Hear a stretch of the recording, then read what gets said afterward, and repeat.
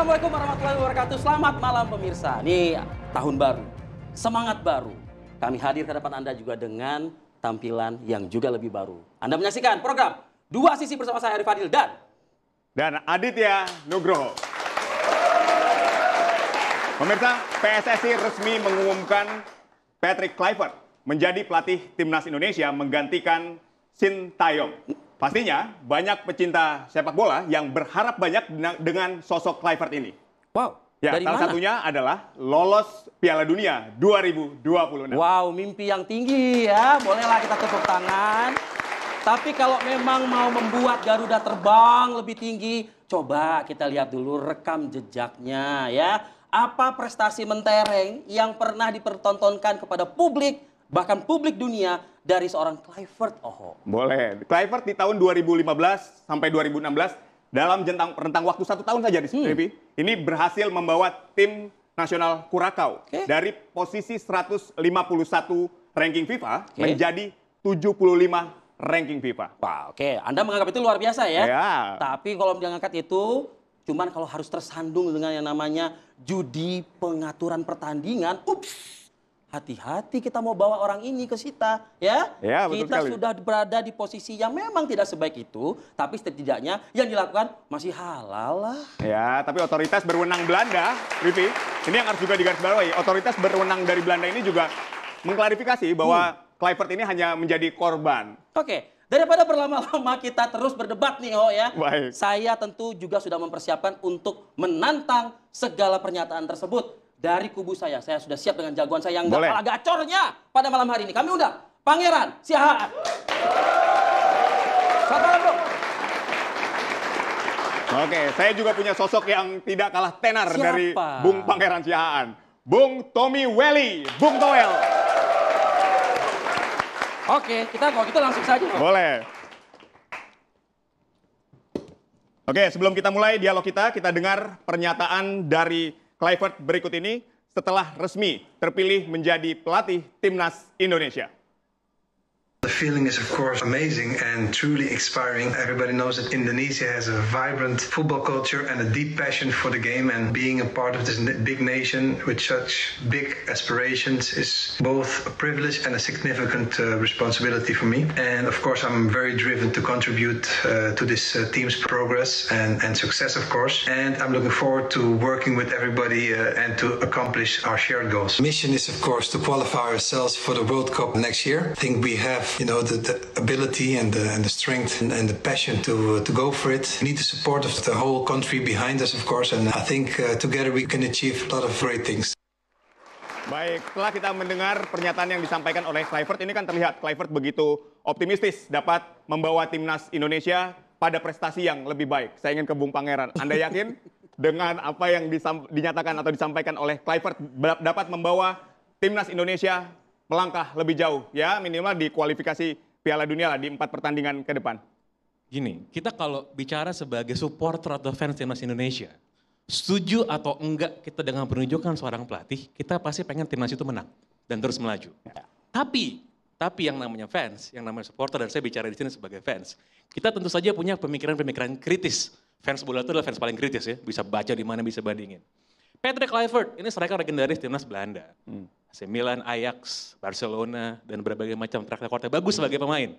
Kalau Patrick Kluivert datang ke Indonesia, pada usia primanya main sebagai striker, naturalisasi saya rasa top, gacor. Banget.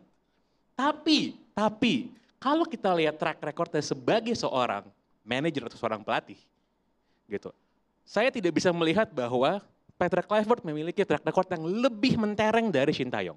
Kecuali satu hal, bahwa Patrick Kluivert adalah orang Belanda, bisa berbahasa Belanda, mengerti kultur Belanda dengan banyak pemain diaspora kita yang memang dari Belanda. Mayoritas ya? Mayoritas. Nggak ada masalah dengan itu. Pertanyaannya adalah, memangnya orang Belanda cuma Patrick Kluivert doang? Iya kan? Kan ada Saya banyak. membayangkan tadi gini loh, Ruud Gullit juga bisa loh sebetulnya. Iya, walaupun kan sudah banyak nama-nama yang sudah nggak aktif lagi sebagai seorang pelatih atau manajer ya. Atau banyak misalnya kita lihat, kita nggak usah lah nyebut nama-nama kayak Erik ten Hag misalnya ya. Fans MU familiar banget sama Ten Hag gitu. Atau misalnya nama-nama yang lain, Mark van Bommel, Philip Cocu dan lain sebagainya. Atau bahkan sebenarnya 2 asistennya, ya Alex Pastoor sama Danny Lanza. Sebagai seorang manajer atau pelatih, saya rasa Alex Pastor ini lebih qualified. Lebih layak untuk saya rasa iya, demikian. wow, Karena kenapa? Patrick Kluivert ini dia jadi manajer itu jadi pelatih kepala tuh hanya 2 kali. Ya, satu di Curaçao, tadi sudah sempat di-mention. Satu lagi tim Liga Turki, Adana Demirspor. Dan itu nggak lama ya? Dan itu cuma itu dipecat lagi? setengah musim doang. Dan Iya. dipecat lagi ya? Saya rasa kalau dipecat atau enggak itu biasa sebenarnya. Itu bukanlah hal yang gimana-gimana. Tapi pertanyaannya adalah apa yang mendasari Kluivert dibebankan misi untuk lolos ke Piala Dunia? Saya rasa semua fans semuanya lolos ya? Iya. Lolos dong. Kalau udah kayak gini, kita udah nggak mau lagi lihat yang namanya proses, ya nggak? Oke. Betul. Ya kan? Oke. Kita maunya lolos ke Piala Dunia, Kluivert apakah bisa? Kita pengen, Oke. tapi kita ragu. Kalau begitu ya Bung Pangi, saya sih ogah atau enggan saya bertaruh di bawah komando Patrick Kluivert. Bagaimana Bung Toel melihat ini Bung? Anda mau bertaruh dengan ketidakkemampuannya seorang Kluivert dong? Kalau orang bola sejati bukan pada posisi bertaruh atau tidak bertaruh. Oke. Analisis, kan begitu. Kluivert betul, pemain hebat belum tentu jadi pelatih hebat, itu sudah menjadi semacam apa ya, hipotesis gitu loh. Tapi kenapa Patrick Kluivert atau Belanda lah, karena saya pikir saya bukan dalam posisi, saya pro Kluivert nih, poinnya nih. Saya posisi pro pergantian pelatih, pemecatan pelatih. Meskipun Kenapa? pelatih yang sekarang udah cukup luar biasa ya. Berarti kan Membawa gini, Garuda. oke, sekarang namanya Ya. kan udah terbuka. Kenapa ada Patrick Kluivert? Karena ada background, ada situasi. Kalau pakai bahasa halusnya ketua umum waktu preskon kan dinamika yang kompleks.